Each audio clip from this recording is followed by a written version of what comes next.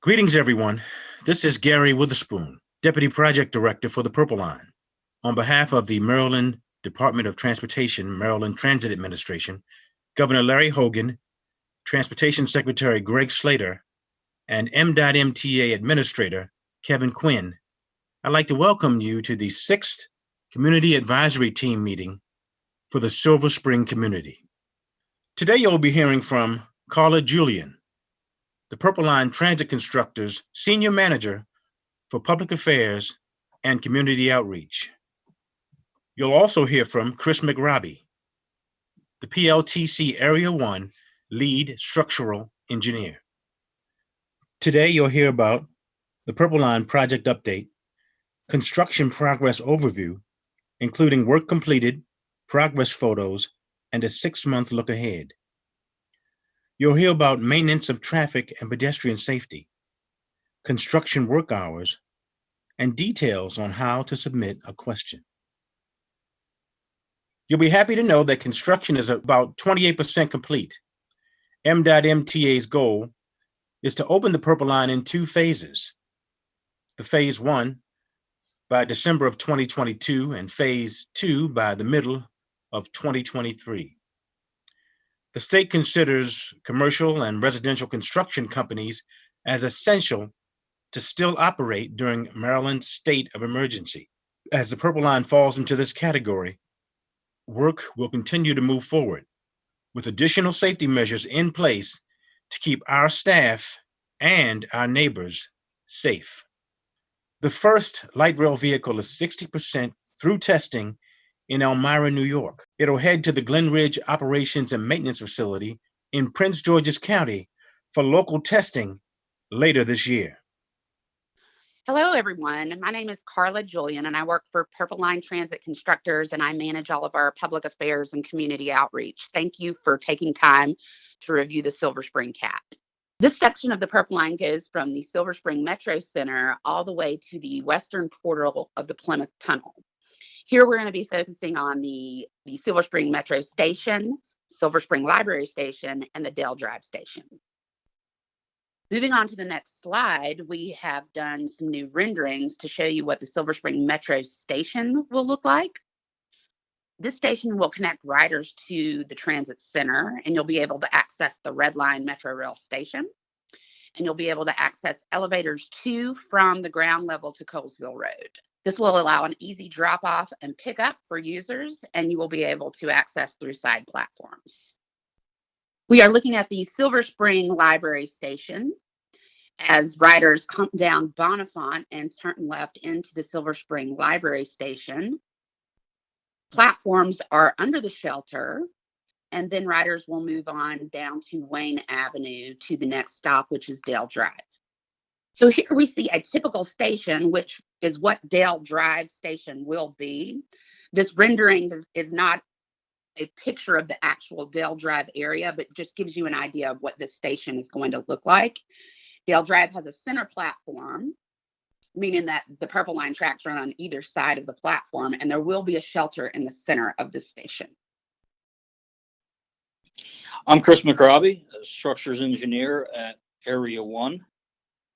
In the area of the project along 16th Street in Silver Spring that goes from Spring Street to Colesville Road, PLTC has completed removing portions of the existing buildings at the Falkland Apartments to clear for the new rail alignment. Restoration of the remaining building areas has started and is ongoing. We've completed tree clearing at Spring Street. We've constructed access to the new trail alignment from Apple Avenue for building the truss bridge that crosses Colesville Road. The abutment foundation for the truss bridge is complete from the Apple Avenue access road. Pier 1 of the train bridge substructure is also finished. In the Colesville Road area of the project, we've completed train bridge substructure, Piers 2 and 3, and truss bridge substructure, Piers 1 and 2, and 3, at the Metro Plaza and Metro Red Line Southeast entrance.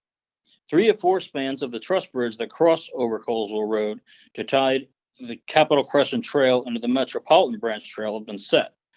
5 of 8 spans of the train bridge that cross over Metro, CSX, and Colesville Road have been set. We're finishing connections for this bridge to begin deck work shortly. Intermittent night and weekend closures were implemented to safely construct the bridge over the railroads and State Route 29, which will conclude at the end of April. At the Transit Center, we completed Piers 4 and 5 of the train bridge, installed the new drainage system that crosses the Level 2 entrance of the Transit Center, and made progress on utility relocations along the Metropolitan Branch Trail. At BONIFANT Street West, we progressed utility relocations under temporary daily lane closures. In this photo, you will see the light rail bridge that crosses over Washington Metro and CSX railroads and Colesville Road from East-West Highway to the Transit Center. You will also see in the upper half of the pedestrian truss bridge that crosses Colesville Road behind the Metro rail if you look closely. In the past 6 months along Wayne Avenue, we've continued relocating overhead utilities from Fenton Street to Manchester Place. Underground utility relocations have also started as we progress the installation of storm drain along Wayne Avenue. In this photo is the current progress at Silver Spring International Middle School at the corner of Wayne Avenue and Dale Drive. The middle parking lot traffic circle and sidewalk ramp that connect to the upper parking lot are for the most part complete, with work remaining in the upper parking lot to be progressed this summer. At the east end of the school towards SLIGO Creek, overhead utility relocations have made some progress, and we've installed a drainage outfall through the rear end of Sligo Cabin Park. And now we'd like to talk about work that's coming up over the next 6 months. In the area along 16th Street from Spring Street to Colesville Road, we will begin installing the retaining walls along the Falcon Apartments for the Colesville Road Bridge approach. On the opposite side of Metro, we'll install drainage that goes below the Capitol Crescent Trail. The drainage is enclosed in retaining walls for the Capitol Crescent Trail and approach to the truss bridge that cross Colesville Road. At Colesville Road, we will continue work on the train bridge, casting the concrete deck from East-West Highway to the Transit Center.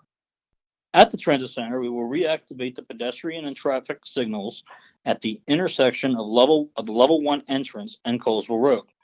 We will complete Piers 6, 7, and Abutment B along the Level 2 entrance to the Transit Center. Once the piers are complete, we will set the precast girders above the piers and cast the concrete deck to tie into the remainder of the bridge. This is a brief overview of the 6 work zones around the Transit Center. Zones 1 through 4 are currently active. Zone 5, the Level 2 entrance, will progress this summer with the portion of the bridge that goes over that zone and the Purple Line station that is tied in with the bridge. Zone 6, the Metro Red Line platform to build the mezzanine structure, will kick off sometime later this summer. When the signals are reactivated at Colesville Road on or about May 11th, we will close the west portion of BONIFANT Street from Ripley Street to Georgia Avenue for underground utility work and installation of the embedded track. When we reopen BONIFANT Street, traffic will move only in the westbound direction. 30-day notice will be published through the project notification system prior to reopening the road. Local access along BONIFANT Street West will be maintained for pedestrians and vehicle access to parking garages during the time the road is under construction. On the opposite side of Georgia Avenue, along BONIFANT Street East, utility relocations are ongoing to reconfigure the street itself. BONIFANT Street East will be under a partial closure with vehicle access on the eastbound side of the street only. The westbound side of the street will be a construction work zone. The sidewalk along BONIFANT Street will remain open for access to local businesses and the Silver Spring Library. This slide shows the final configuration of BONIFANT Street East with a dedicated lane for the train, a middle shared lane, and a dedicated eastbound vehicle lane.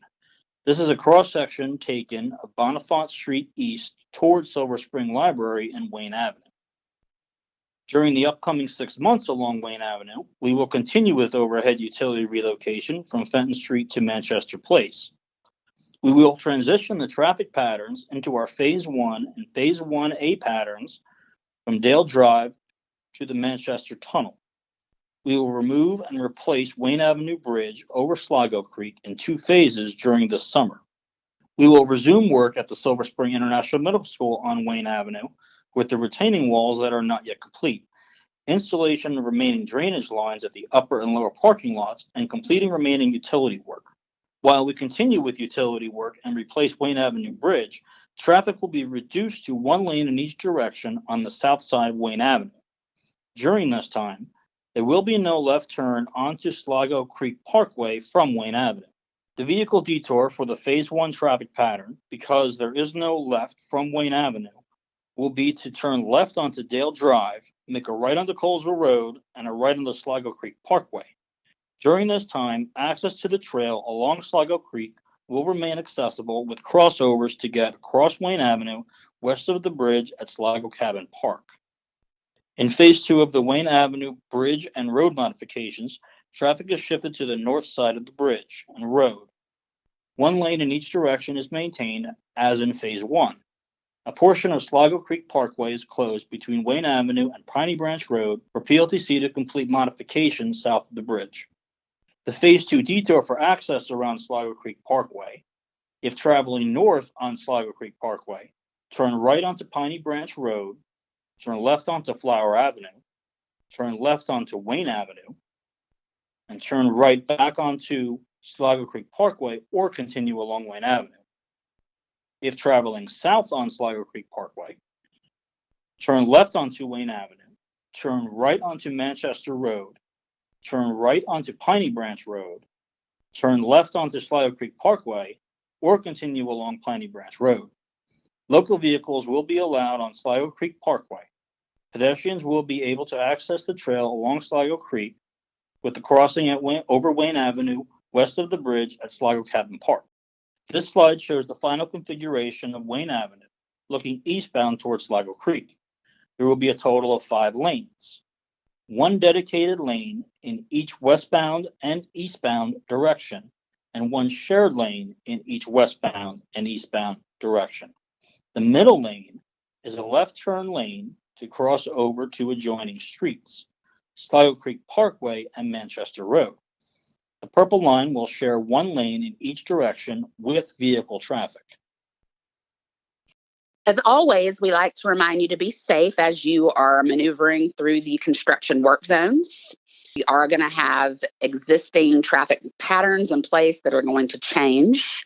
You'll see work zones on both sides of the road. We do have to have a lane closure. Notice will be distributed via text and email. And if you're signed up for our notifications through Purple Line MD, you should be receiving those.